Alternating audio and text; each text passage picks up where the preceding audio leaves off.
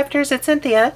I am back again with another Christmas card video, and this time around I am going to use this Stampin' Up stamp set called Flurry of Wishes, and this is currently available. It's in the latest catalog, so I will go ahead and include the item number here at the bottom of the screen, and if you would like to place an order for this, you'll know which item number to order. And if you do not have a stamping rep of your own, I will include my friend Teresa's information so you can do your shopping with her. So this is a very, very pretty set, and it's a photopolymer stamp set. And as you can see, that largest snowflake is very large, and the medium one is still good size. And then these two smaller ones are actually together on the same little piece of plastic or whatever photopolymer is.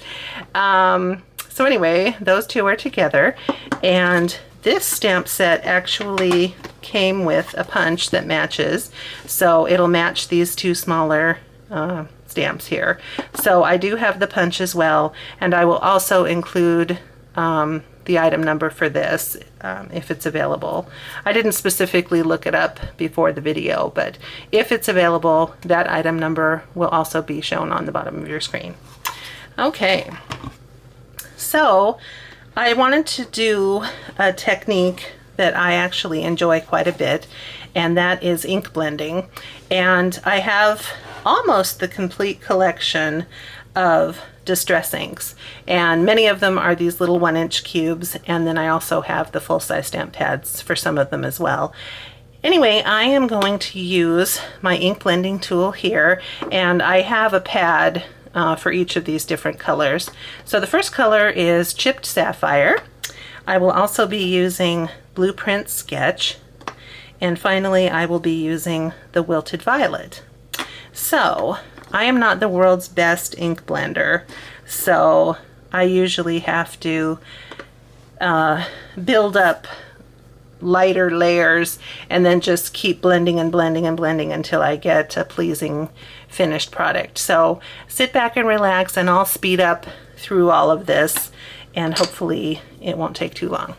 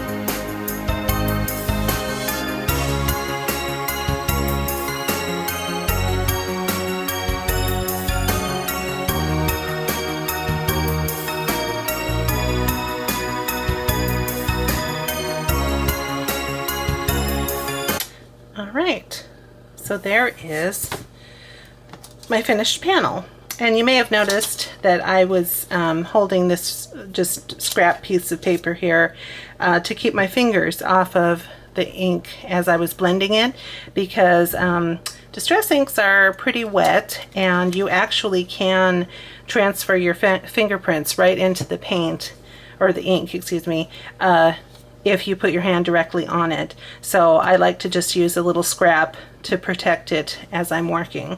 And the other thing I did is at the very end I wanted to just intensify it just a little bit, so I went ahead and added just a little of the black soot around the edges to help kind of darken it and make it a little richer. So now I have to think of my next step. Right now this is cut at 4 1/4 by 5 1/2, so it completely would cover the entire front of a card. And I think I want to actually trim it down just a little bit. So even though I love the dark edges, I am going to go ahead and cut it down. So let me get my cutter here. And I think I'm going to do a 1/4 inch on each side, or no, 1/8 of an inch. Well, this wouldn't work.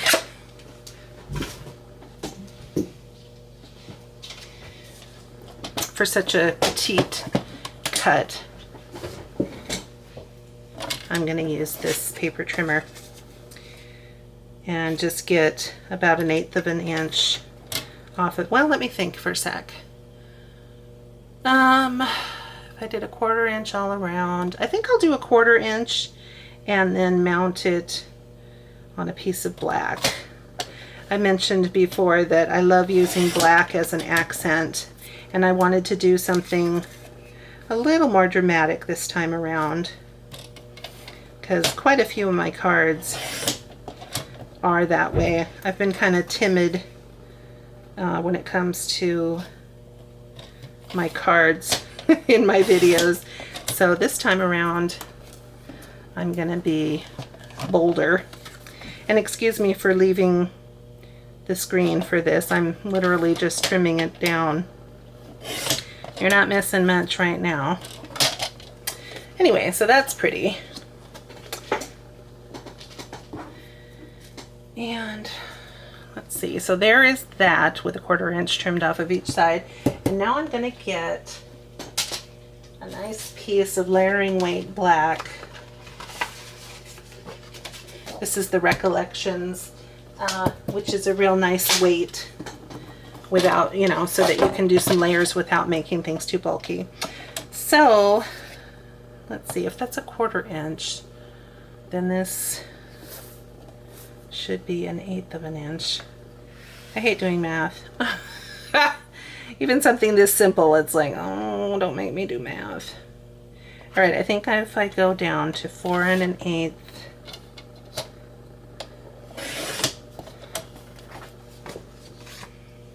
if I have to, I'll cut off a little bit more, to 5 3/8. Let's see where that gets us.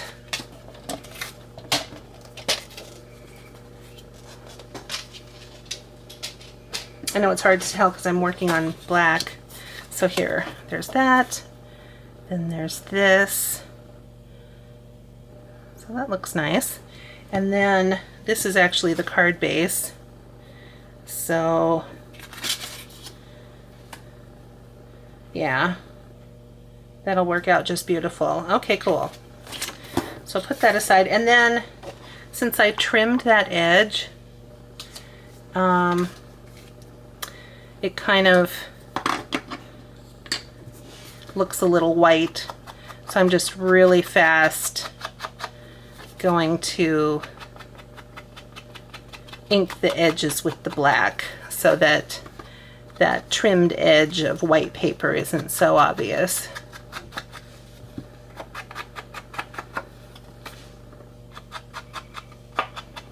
But yes, I love doing ink blending.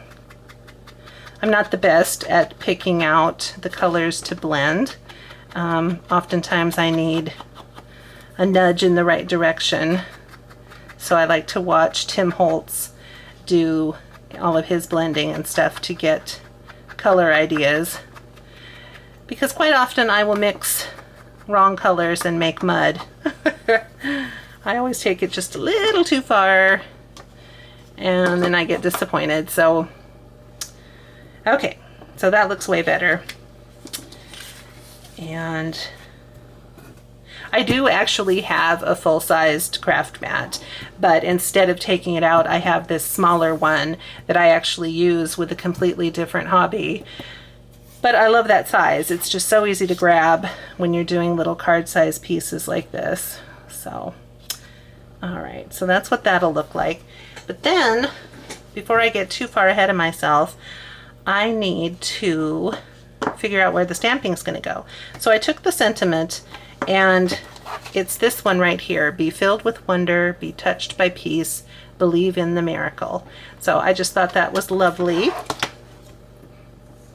And that I probably just want to have down here in the corner. And I am going to just stamp that right on the card front itself. And the other question was, what color do I want to do it in? Naturally, with these cool colors, silver would be a nice choice. But I was also thinking gold for something a little more dramatic. So I don't know, I think I'm going to go with gold. And hopefully that'll look nice. I mean, sparkly, or not sparkly, but shiny metallic gold. How can you go wrong, right? Now the other thing I want to mention is earlier I said that the Distress inks can actually be a little damp even when they don't seem like it. So if I were to go ahead and stamp and dump my embossing powder on it, oh my gosh, it would stick everywhere and just be a solid mass. So I'm going to take just a moment here with my heat tool and really work to get that completely dry. So give me just a minute and I'll take care of that. All right, let's see where we're at right now. Use the powder bag. I'm going to see what this looks like.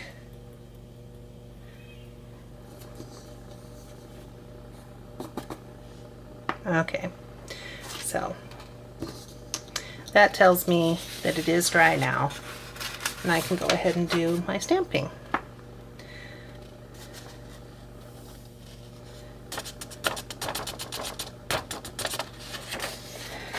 So yeah, you just want to try to remember to either dry it with your heat tool or let it air dry completely and come back to it, because you would be so heartbroken if you went to all this trouble and poured your embossing powder on it and just had a disaster. So we don't want you to be upset like that.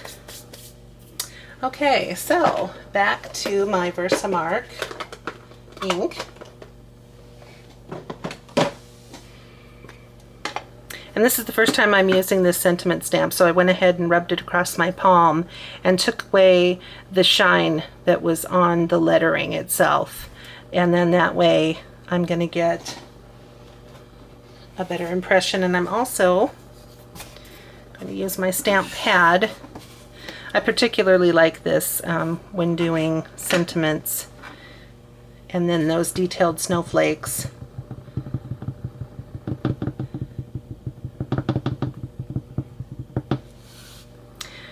So, and I mean this actually was twice as big, and I just cut it in half, and this is how much I have. So, and it was just a few dollars at the craft store. So if you don't have one, it is worth the money.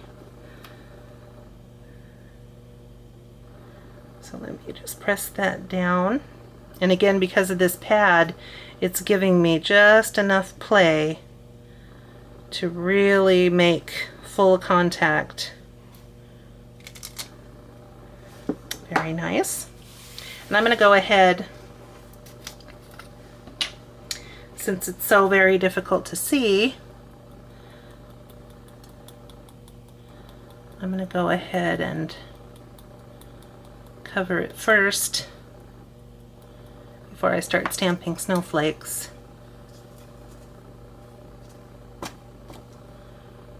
Oh, very pretty.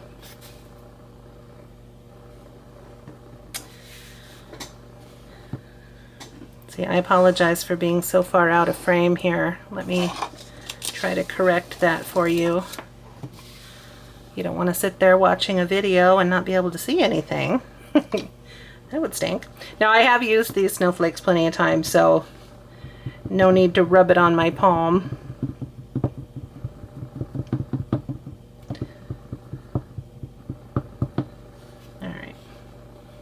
And I am just really going to, here, let me use this little scrap again. I'm really going to fill up this card with lots and lots of pretty snowflakes, because why not? I know I've already done a snowflake card for this season, but I love snowflakes, and every single set of snowflakes is different. So they each have their own charms. And I'm actually not even going to use that punch. It's nice to know it's available, but I'm not going to use it. So just like before, I'm going to go ahead and sprinkle the powder on now. I mean, I can see where I stamped if I tilt it just right in the light, but there. Oh, this is going to be pretty. And I love that dramatic background too. You can do this in any color combination that you'd like, of course, but I kind of wanted it to look like a dark sky. So this time I'll put it maybe here. And it's kind of nice having two snowflakes like this, because you can fill up your card front a little quicker.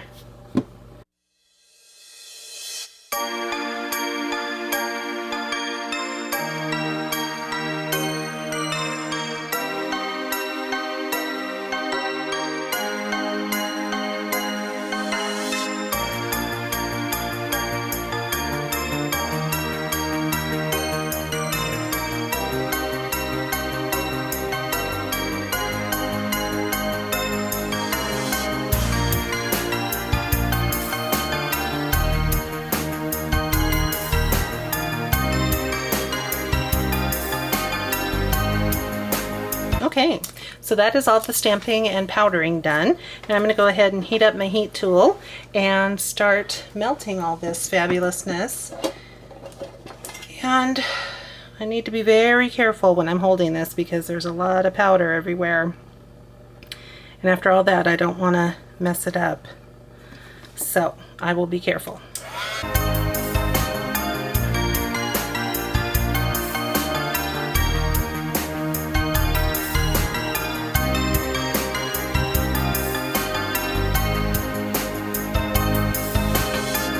Wow, that looks so pretty. Now again, just for a moment or two, that is actually going to be a little tacky, so I'm not going to put my fingers on it quite yet. So let it cool down, and then that little plastic that is the embossing powder is going to set up pretty fast. So see, look at that. Oh my god, I'm so glad I went with gold, because that looks really pretty. I think the warmth of the purple here at the bottom helps make the gold look better. All right, so I am going to just go ahead and tape this down. I get my tape runner. Actually, I'm going to use my ATG because this is just a little bit bigger, and then plus with all that heat embossing, it got a little bit warped. No big deal, but I just want it to be taped really, really well.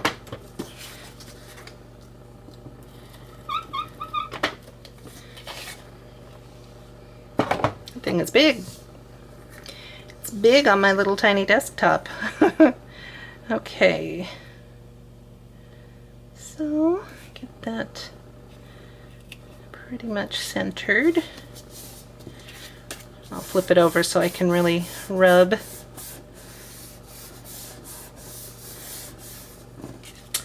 And then I'm going to score my card base.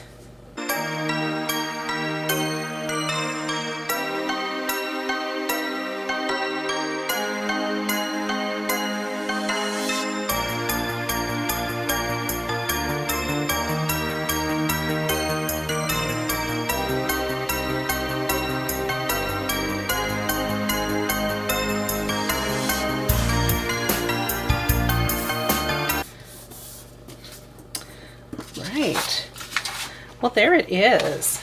Gosh, that is so lovely. It's very kind of dramatic, really, and kind of elegant, but I really like that a lot. And it gave me an opportunity to play with my inks and do some sponging, which I enjoy. So anyway, if you have some distress inks of your own and some ink blending tools or any kind of an ink dauber, you should definitely start playing around and doing some of this coloring, because it's really, really nice.